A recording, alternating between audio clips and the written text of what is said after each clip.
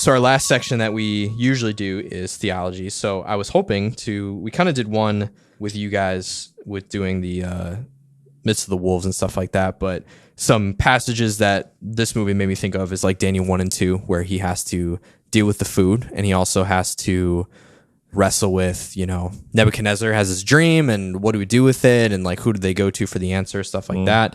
You have Matthew 10:16-20, Jesus innocent as a dove, shrewd as a viper. Romans 13:1-7, so honor those in power. Galatians 5:19-24, so the fruit of the Spirit versus the fruit of vengeance, the fruit of things that lust of the flesh, lust of the eyes, pride of life, stuff like that. And then lastly, Revelations 20:11-15, so what we do echoes into eternity is legit. Like, it's not just a movie quote. Like, there's something to that. And so what is the life that we are living in? Where will that leave? But I wanted to close out by just reading through Romans 13 with you guys, because that is the one about submitting to the authorities. And why I think that one, I feel like that's the dangerous one to read, because we are in a time right now in the United States where politics is the focus yet again. And we are unhappy, and there's argument and disrespect. And I feel like it's more tangible than ever to be like, I don't like those people in power. I don't like them. It's not just, I disagree with their policy on like making roads. And it's like, no, to their core, I despise them and I don't like them. And yet, here's what Romans 13 says. So everyone must submit to governing authorities. For all authority comes from God, and those in positions of authority have been placed there by God. So, anyone who rebels against authority is rebelling against what God has instituted, and they will be punished. For the authorities do not strike fear in people who are doing right, but in those who are doing wrong. Would you like to live without fear of the authorities? Do what is right, and they will honor you. The authorities are God's servants, sent for your good. But if you are doing wrong, of course you should be afraid, for they have the power to punish you. They are God's servants, sent for the very purpose of punishing those who do what is wrong. So you must submit to them, not only to avoid punishment, but also to keep a clear conscience. Pay your taxes, yuck, for these same reasons. For government workers need to be paid. They are serving God in what they do. Give to everyone what you owe them. Pay your taxes and government fees to those who collect them, and give respect and honor to those who are in authority. If that doesn't make a lot of people mad, I don't know what would. I wrestle with this passage, not necessarily because I'm like, I just don't like the president, so but we have so much stuff that we can go to and be like, okay, yeah, I'm supposed to pay my taxes, but like all the misspendings, the injustices, very interestingly enough, the very similar arguments we use about churches. I'm not going to tithe because church is going to abuse it. I'm not going to give to this thing because they're going to do who knows what with it. Also, this idea that these authorities, whether they serve God or not, are serving God for our good. How can this person or these people on either aisle be for my good when all they're doing is causing me problems? Walk me through this passage, or what comes to your guys' minds as you're hearing this and thinking about our current climate, past climates, if you guys remember any other times when there were things like this that you were experiencing or kind of seeing. What is the relevance of this piece of scripture? It's applicable for today, for one thing, too, because back in those days, they didn't vote for their leaders. So people have very little political power back in those days, too. So I think we got to be careful trying to transfer that verse over today, because, things were so much different back in those days. So I kind of struggle with that, too, whether we can look at that and look at the government we have today, because, back in those days, there wasn't a democracy. We have a democracy now, so who the people voted for, that's what we live with. And so I don't agree with Trump policy, but I don't hate Trump. I don't hate none of those people. They're not worth me hating them. No way. No. He died for them too. Mm-hmm. And the image of God is in Trump, and it was well anybody else who's in political office. So I don't want to go my way and hate Trump on one thing. I don't hate any politician. But I think we got to be careful when we use Romans 13, because, can that be is it applicable for today? I don't know. I kind of struggle with that. I want to come back to that. What do you think? I think along the lines of God is still God. There's no other way to explain it.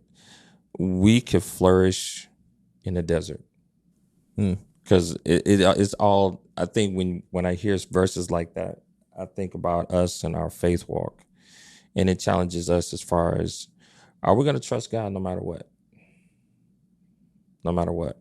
3 Hebrew boys, again, are we going to, I have the temperament of saying, in my morning prayer, God, if you can consider the lilies, if you can do all of these things for the least of these, and I know that I am part of your greatest creation, your greatest work, I know you'll take care of me.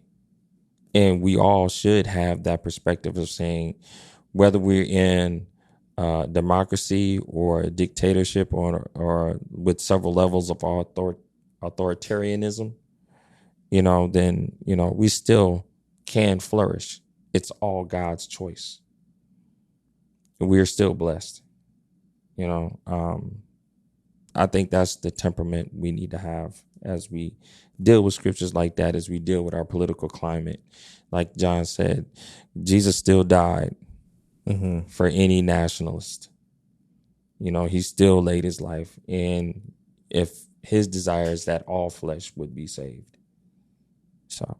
I want to come back to what you said, John, because you were challenging, which I think is good, and I've wondered too. What does it mean to read this verse in context when, we do live in a different political system? And we've seen historically, I feel like in America, on one sense, blessed that the policies we're disagreeing with, yes, do very deeply and directly impact people. Versus I'm thinking of a Germany where it's literally like my neighbor might get dragged out of their house kind of thing. And we're having to like wrestle with like life and death or following authority. Or Mussolini. Yeah. Or Pol like, Pot. Like extreme dictatorship. So give us more detail on like how you are wondering what this verse looks like in application today, and like how what you think it does and doesn't mean. It's difficult because I don't know whether I obey the laws of the land for one thing too.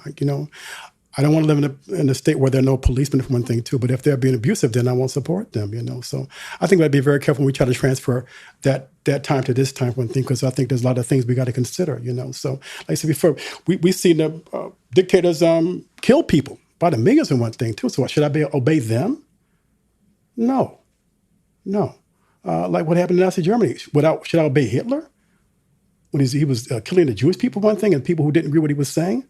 No. That kind of authority, I think when authority is doing right, then you should obey them. But when they're doing things that are ungodly, then we have a problem with that.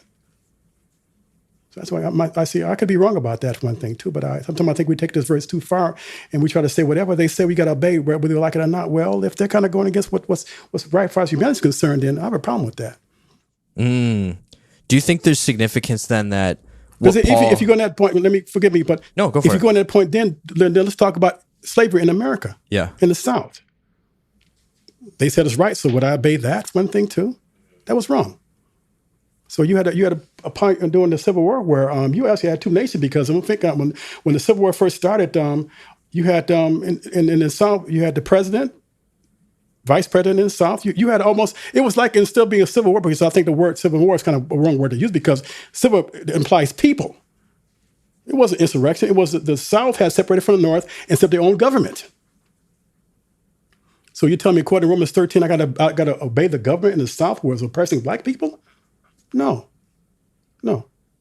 So to this idea of rebellion versus obedience, I'm fascinated by that. And even like the detail that stood out to me is that a lot of the things that Paul calls out to do that they say is that it seems like there's like a moral line in the sand. Like he's saying like pay your taxes, right? Like park on the right side of the street. Right, yeah. Like he's saying that stuff, and there's no address of like the corrupt government that's stealing people's money and stuff like that, or like if they tell you to do that. And let's not forget now, when Paul wrote this letter, there was no persecution from the Roman Empire, because their persecution from the church first came from the Jewish people. So now later on in history, what happens is they're not sacrificing to the Roman gods. Hey Archers, sorry about the weird cut right here. So we're kind of shifting hopefully a little bit smoothly into our end right as John was about to address one of my last questions, our memory card ran out of data. So that means that because we didn't have time to like copy files over and do all this stuff mid-conversation, we just decided to call it there.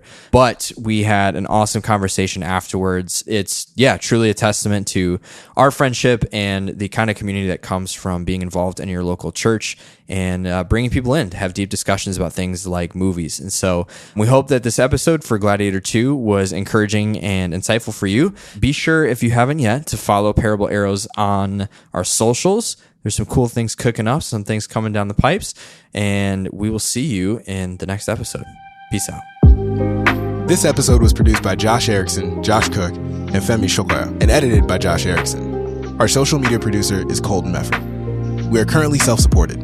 You can check out short stories, merch, and highlighted creators at parablearrows.com. You can also find us on Instagram and TikTok at Parable Arrows or support us on Patreon. Thank you for listening to the Parable Arrows podcast. Think, move in faithfulness, and trust God. Pull back, aim high, let it fly.